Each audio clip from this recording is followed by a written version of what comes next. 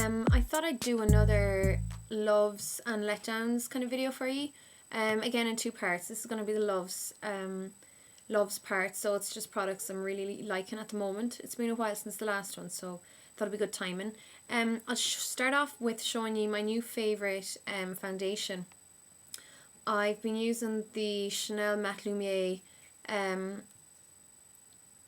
foundation. It's a long-lasting luminous matte fluid makeup, SPF 15. I had heard such great things about Chanel from other makeup artists while over the past while, and it kind of across the board Chanel is the one that kind of cropped up, the name that cropped up more than any other one in regards to good bases. Armani as well, kind of, but not as much, quite as much as Chanel. So I wanted to try it out. Also, I saw that Pixie Boo uses they use the Vitalumiere, I think, foundation mostly on their tutorials. But because I'm more combination, T-zone, I went for the Matte Lumiere, and it's such a nice foundation. I'm seriously in love with it. It comes in this box, and it's this kind of container. It has a pump, so I'm a big fan of pumps. I've said that before. Color wise, this is such a good match. Now I wouldn't say it's 100%. I'd say maybe like high 90s. Definitely for match. It does match me a bit better than my MAC Studio Fix, because the MAC Studio Fix is ever so too yellow, even though I am yellow neutral, like I'm more yellow than not, but well, yellow neutral. But this is just, I find a lot of the MAC NCs are quite yellow for like pale skin like mine, and this is just a really nice neutral colour. Definitely pale enough, but sometimes I do mix in, like for instance today I mixed in a bit of my white face and body, but that's because I'd mixed in another darker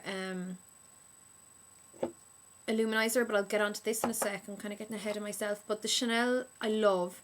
It's got silica beads in it, which is what makes it matte. It helps absorb the oil.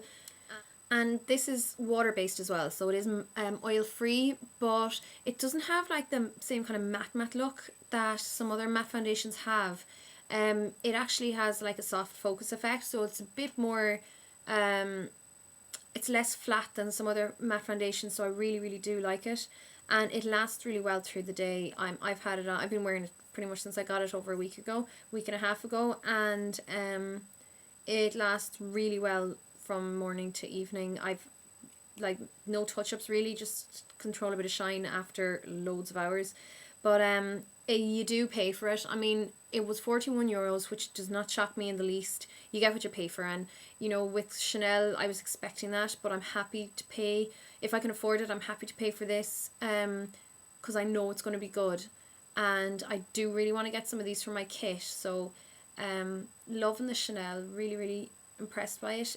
I'm number 5 Faience, which was the palest one at the counter I was at anyhow in Galway, so that's that.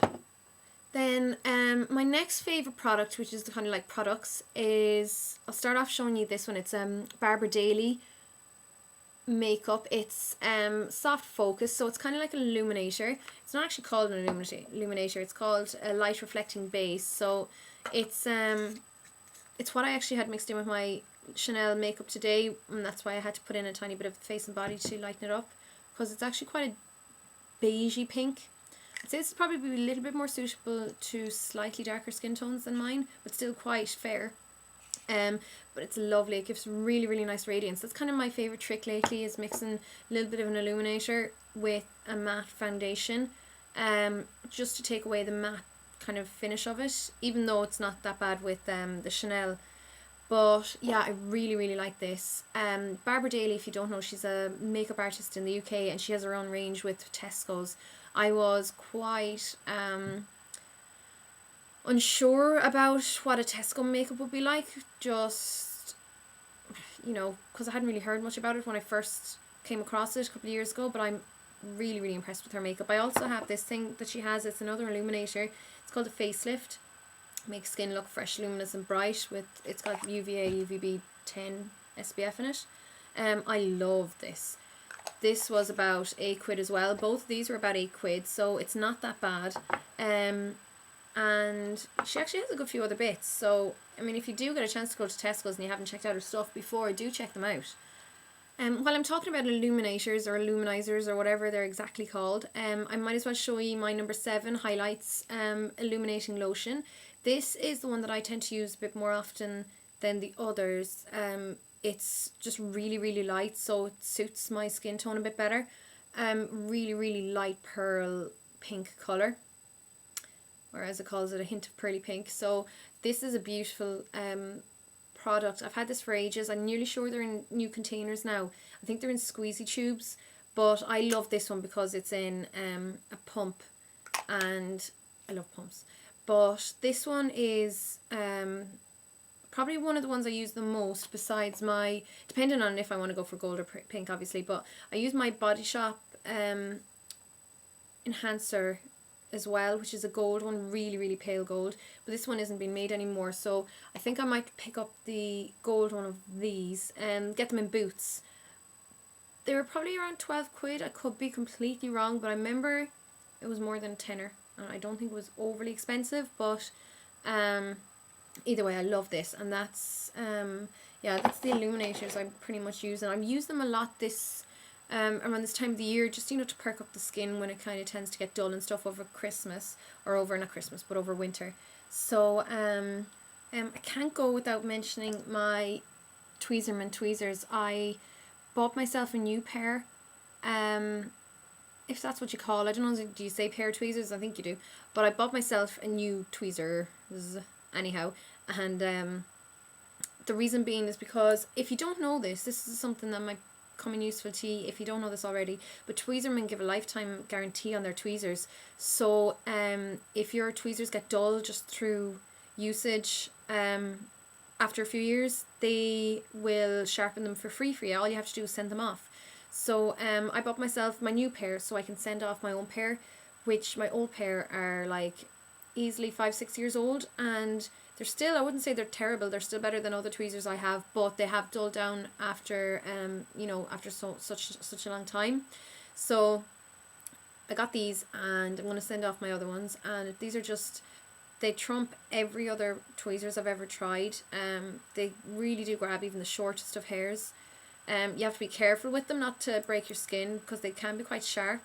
That's one thing I tend to do. I tend to kind of hack up my eyebrows sometimes when I get overexcited and, you know, break the skin, which is, you know, don't do that. But I love the Tweezerman Tweezers. So they cost £20 again. It's like the Chanel, you get what you pay for, but I don't mind paying for this because it'll just last for so long. So once I get my other pair back, it'll be one pair in the kit and one pair for my own personal use, and I kind of prefer to keep that separate anyhow. It just saves you constantly cleaning your own pair with alcohol and stuff, because I wouldn't do that so much with my own, except for when I use it on other people. So Tweezerman Tweezers are the best ones I've ever used. I absolutely love them. Actually, Mum was asking me the last day if I had to go you know, pick 3 items to go on a desert island, what would it be? And of course I said Tweezerman Tweezers. She thinks I'm daft as a brush, but I honestly just couldn't do without them. But you know, desert island, you don't really care. But in yeah,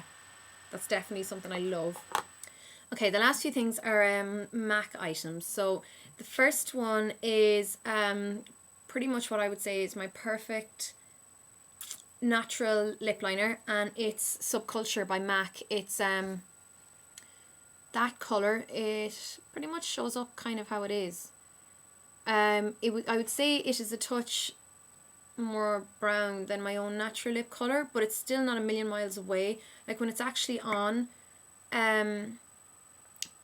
sometimes I line just certain areas of my lips without lining the whole thing when I'm going for like a super natural look, but I still want to correct it, and there's not much of a difference between where the lip liner is and where it isn't, if you know what I mean. So it's such a nice natural nude, natural kind of invisible lip liner, and I love the MAC lip liners anyhow, but this is one I go back to again and again and again. It's like my third one. And I use it on so many, I've used it on so many clients as well, so it's one that suits a lot of people. This is my last one, which, you know, I'm using it down to the very, very nub, and I'm going to keep using this one till I start this one. But I love that. The MAC lip liners aren't that expensive. You pay about eight sterling, 8.50 I think. No, actually I'm completely lying. I think it's closer to 10 or 11, but they're still not that expensive anyhow. So then the last few bits, this kind of encompasses two really. Yeah, firstly, palettes is my main thing lately. If I can avoid it at all, I'm avoiding buying like single products. I mean, some brands you can't really get anything for palettes, or if I do buy them singularly, I'm depotting them and putting them into palettes. But definitely palettes is the way to go. So before I left my job in London, I decided to, you know, take advantage of my discount, and I bought myself a good few palettes, so I have more like eyeshadows as well. But one thing I was really wanting to get, which I just didn't have yet, was the blushes in the palettes. So I got some of my favourite blushes. These were the ones that I found myself kind of using more and more, or kind of going back to constantly when working on clients, and I just really fell in love with them. So the ones that I got were, I got Pink Swoon, which is a beautiful pink, bright pink blush. It's not too pale, which is good, because someone like, say, like Well Dressed is I love, but it's very pale. It wouldn't suit a lot of people. This is a bit more universal. That was a matte. Then I got Fleur Power here, which is a peachy pink. This one suits like pretty much every skin tone. I love it. I use this so many times, again and again and again. Then another one I got was Blush Baby, which is a neutral one for more slightly darker skin tone than me. Again, it's a matte. It's really pretty. Then the only other matte I got was a shade powder, a contour powder. So this is Shadowy. I got it because it's really neutral. It's more of a taupey brown, which is, you know, kind of usually easier to wear than the very red ones. And I already have a couple of Sculpt contour powders, so this one is better for darker skin tones. So I love that.